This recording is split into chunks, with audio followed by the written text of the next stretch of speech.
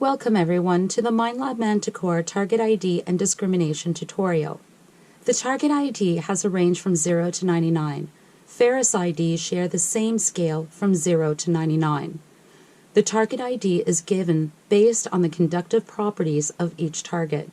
It then classifies it as either ferrous or non-ferrous. When you're not in all metal, you will not get a ferrous indicator. When using all metal, you will see a ferrous indicator. It's a red line below the target ID number. This will indicate that the target has been classified as ferrous. If you're using beach detect mode and you're in all metal, if a blue water line appears with a target ID of 00, this is your salt indicator, and it will be displayed in extreme salty conditions. A double line target ID means there is no target or a weak detection when a target ID can't be determined. The double line will also appear when a rejected target has been detected. Accuracy factor. Target ID can jump by a few numbers depending on the composition, orientation, depth, swing rate, and frequency setting. When using multi-IQ plus versus a single frequency, it will give you a greater target ID accuracy and depth. Overlapping or adjacent targets can influence one another, causing misidentification. A common example is when a weak target will be dragged closer to the stronger target, causing a different target ID than if the target was detected on its own. When two targets of similar type and strength, they can meet halfway. If one target is more dominant, the other target next to it may not be detected. Next, let's take a look at the discrimination and custom discrimination patterns. Discrimination allows you to decide what targets you want to hear or ignore. Discrimination patterns are local and won't affect the other detect modes. Each mode has its own editable custom discrimination pattern. All metal, the discrimination pattern is disabled. All metal is a global setting and does change it in all of your other detect modes. You can enable all metal two different ways: by an assigned soft key or by going to the Accept Reject settings in your menu.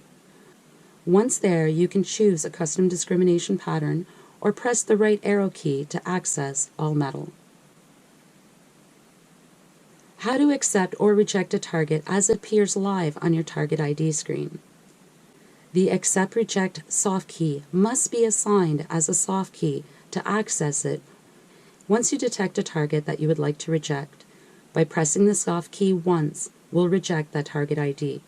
You can press the Reject soft key over and over again to make sure that it's fully rejected. This is helpful when a target may have a longer trace and covers more than one target ID. How to accept a rejected target. To accept a rejected target, it's important you enable all metal. You will not be able to accept if you are not in all metal. In all metal, when you see the rejected target ID, quickly press the Accept soft key. If the target covers a longer area, by pressing the soft key over and over again, it will continue to accept the target IDs, and the section will turn white, and you will now hear the target IDs again. The second option is to go through your menu up to the Accept Reject setting. You can go into your custom profile and remove the accepted targets. We've looked at discriminating a target as it's being detected. Now we're going to look at creating a discrimination pattern. We're going to go into the settings, into the menu, and go to discrimination pattern and hit the edit button. You'll notice there's an ID range, which is basically your target ID number. Right now it's at 1, the first one here. And you also have a selection width. Now, if I move left to right, I'm moving this bar, and also it's changing the value here, which is target ID 9, and it's showing that it's 9 up there as well. And that's doing one at a time. Now, if I want to remove, let's say, target ID 20, I simply hit the reject button here.